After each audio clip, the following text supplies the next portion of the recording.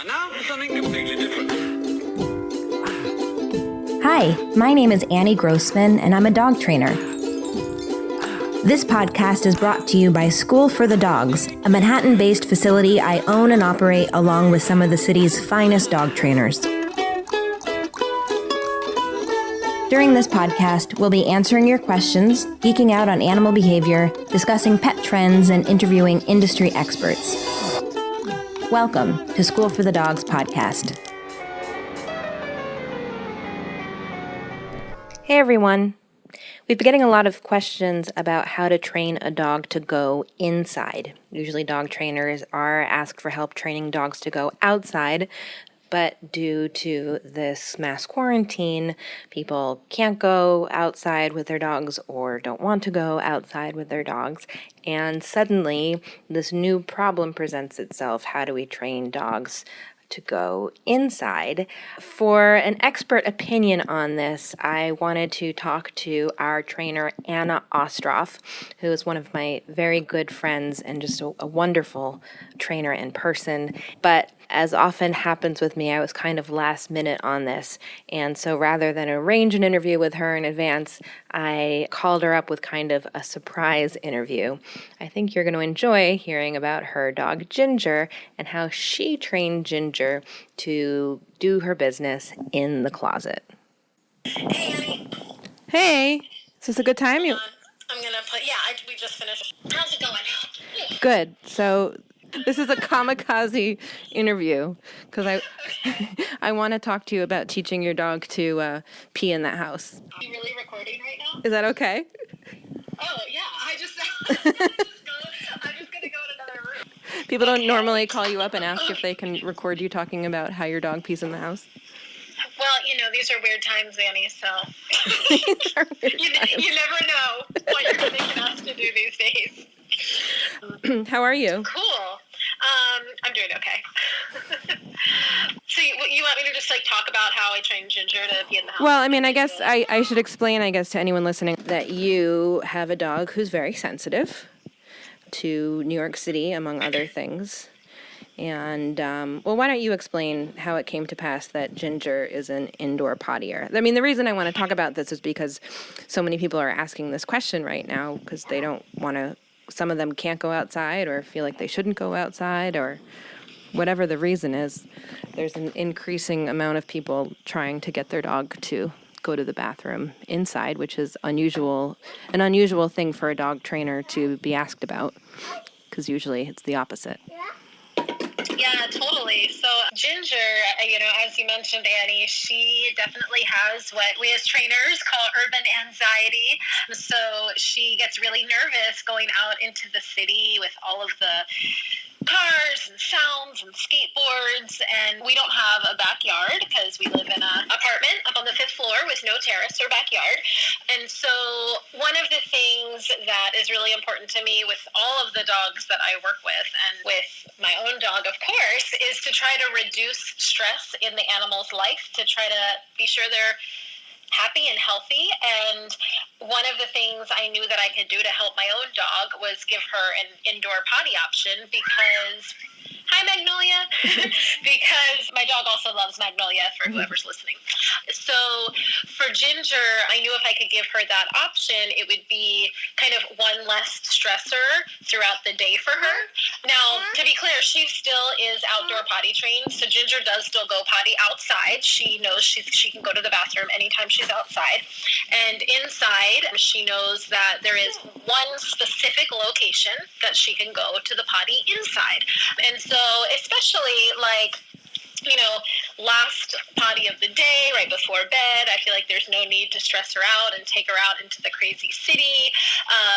And some days, if she's a little more nervous, we just, she doesn't have to go outside at all if she wants to just go potty in her little potty spot. So the way we set it up for her, we have a closet that has, it's like a door that slides. And basically, just like I would when it's time to, if you were going to take your dog out for a walk, I time it so that she gets at least 3, if not 4 potties a day. And if those aren't outside, then they're going to be in her little potty spot. And we have it set up in a closet. So there's like a tray and like her little pads and stuff that are on top of the tray. And she goes right into the closet, potties right on her potty spot, and then she comes out.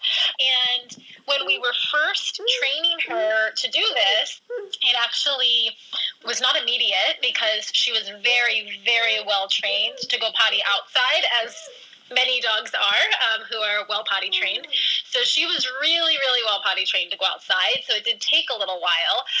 And the way I did it was I would walk her on her leash to her little closet potty patch and take her in, and I would wait and see if she would go to the bathroom.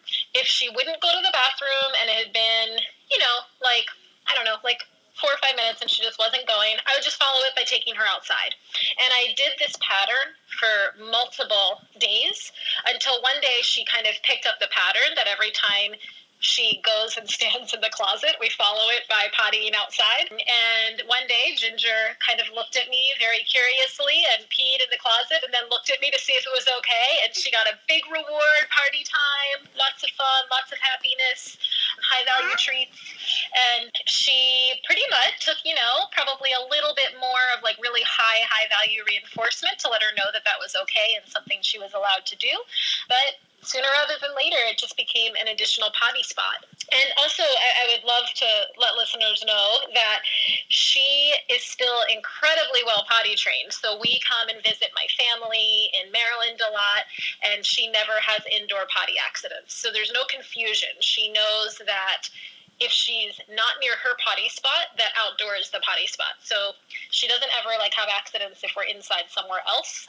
She knows that in New York City, in our apartment, she has basically like humans have a bathroom. She has like a little bathroom, and she knows she can go there. A couple questions. Did you experiment with different substrates, or did you? What do you use now? Wee-wee pads?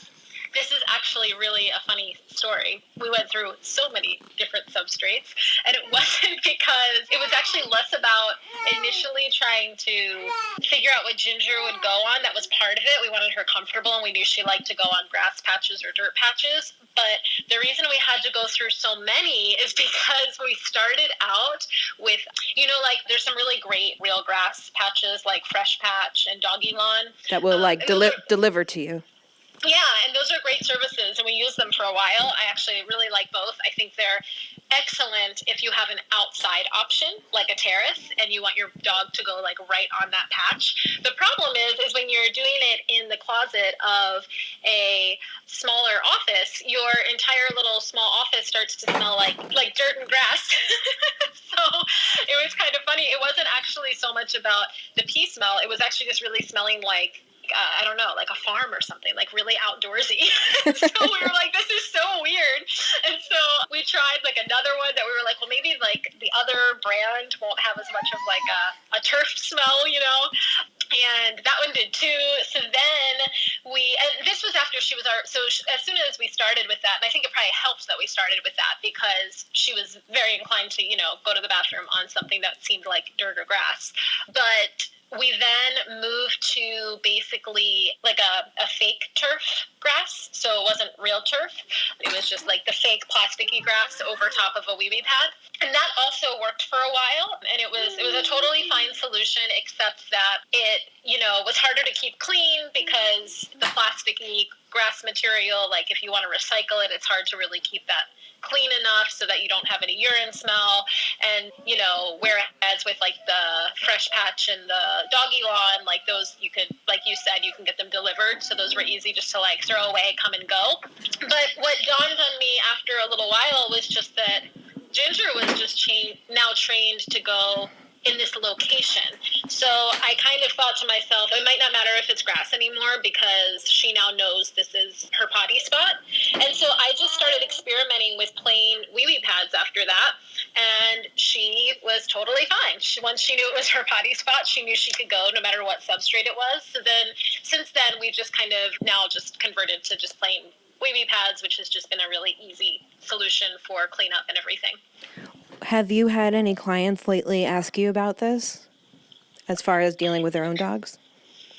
You know, I have not, but I know other trainers at the studio have. I know both Emily and I think Aaron have had a lot of clients asking about it. So I'm not surprised given the times that people are asking about this. Do you have any 'Cause people specific advice then for others who are just trying to get started doing this?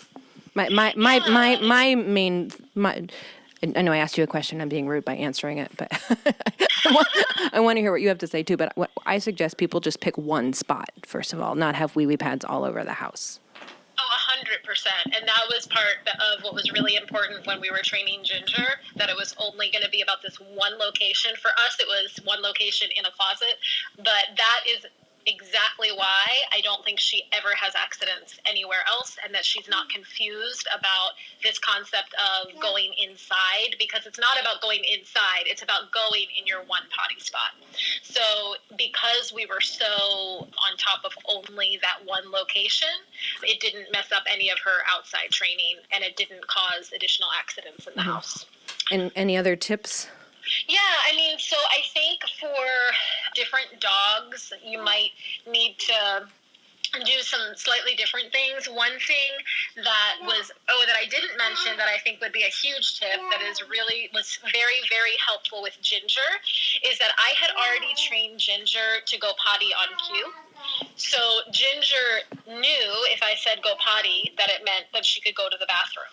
So even though in the very beginning she was skeptical because she knew she wasn't supposed to go inside, it definitely helped because once you have potty on cue, you can hopefully get your dog to go in different locations when you need them to go. So one thing you might want to do if you're kind of still in between and your dog is still mostly going outside and you're just keeping it short, you might want to try to get going to the bathroom on cue. And the best way to do that is just when they're going, calmly say your potty cue. So for Ginger, it's as simple as go potty. That is her potty cue. But calmly say your potty cue. When they're done, mark and reward just like you would any other behavior. And just realize it's going to take longer than teaching like a sit, because you can't get like 10 potties and treats in a row, right? You're just going to get potty when you get potty. So essentially, it's a good idea to try to get that on cue and just be patient, knowing it's going to take a little while. Once you start to know like what your dog's signs are, and you know, a lot of dogs may sniff and circle before they go to the bathroom or something like that. Once you start to know what your dog's signs are, you can start backing the cue up a little bit, so that you're saying it just before they go and they're actually starting to respond to the cue. And then hopefully over time you actually have it on cue, which can really help you to transfer it to a different location. What about walking the dog on a leash to their potty spot? Yeah, so that's what I did with Ginger early on, because she thought I was a crazy person the first time I gave her potty cue in the closet.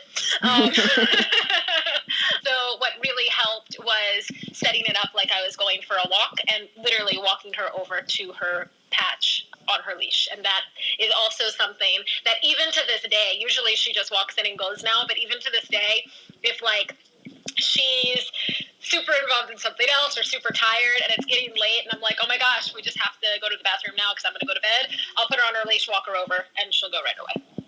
Right, because it's like part of the cue really starts Definitely. as early as putting on the leash. Like we think about a cue as the immediate thing, but really there can be secondary and tertiary and whatever. Yeah, and actually that's a really good point too, because like even when I visit my parents and we have a little fenced in backyard and she can go to the bathroom out in the backyard when I'm visiting my family. If she hasn't gone to the bathroom, and again, it's like late and we need her to go so we can go to bed or something, if I just put her on her leash and walk her around the yard, she goes. Right. So that's like a really good point, is that it's just part of the cue. Anna, you're the best. Yeah. Thank the you. only other thing I'll say is they do make those pheromones too, or I think it's like that. Like I think it's like a pheromone spray that smells kind of like pee that you can spray. You can spray the like grass with or like the pad with to try to get your dog more excited about going. I've seen those. I've never known if they've worked, but I guess it can't hurt. You can also buy like gallons of animal pee. That would be so weird. If you're like ordering a gallon of animal pee to be delivered during this time, people would not know what's going on. Maybe we could start selling dog pee. Well, maybe we should start with the little pheromone sprays. That might be more reasonable. Okay. I think you're right. Before we start. making a commodity out of dog pee. All right. Well, thank you so much for letting me interview you in this kind of blitz way. No problem. And I will talk to you soon. All right, sounds good. So I don't have a fun fact or a woof shout out today. What I do have is just a simple observation. As dog trainers, we often tell people to avoid leash greetings outside. This is because leashes can inhibit natural body movement and can kind of screw things up when dogs go to greet each other, because we're pulling on the leash, they're pulling on the leash, their necks are getting restricted, etc., etc. And it can be hard for, among other things, it can be hard for dogs to read each other's body language in a natural way. And often, as dog trainers, we tell our clients, imagine you were in a social situation wearing a straitjacket.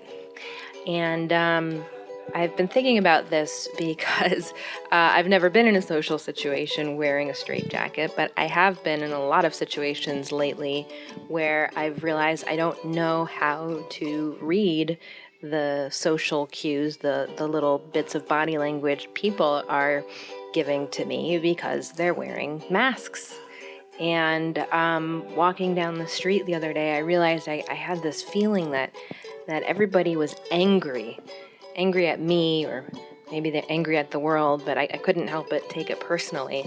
And it really hit home when my daughter started crying at the park the other day, and a man who was maybe 10, 12 feet away stuck his fingers in his ears. And I realized, is he being playful? Is he really annoyed? I realized I couldn't tell because I couldn't see his mouth. So I think this is an opportunity for us to get a sense of what it must feel like for dogs to try and read each other's body language when they are being inhibited in some way. To the extreme is like Halloween parades, where not only is your dog dressed up like Liberace with a cardboard piano stuck to his back, but so are all the dogs around him. And you can imagine how that could be stressful to try and read all those other.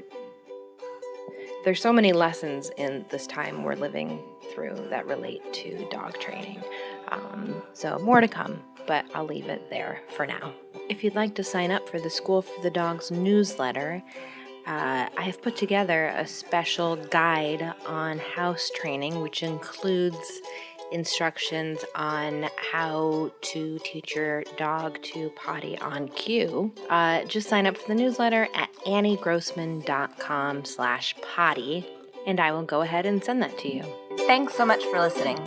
You can support School for the Dogs podcast by telling your friends about it, leaving a review, or shopping in our online store. You can learn more about us and sign up to get lots of free training resources when you visit us online at schoolforthedogs.com.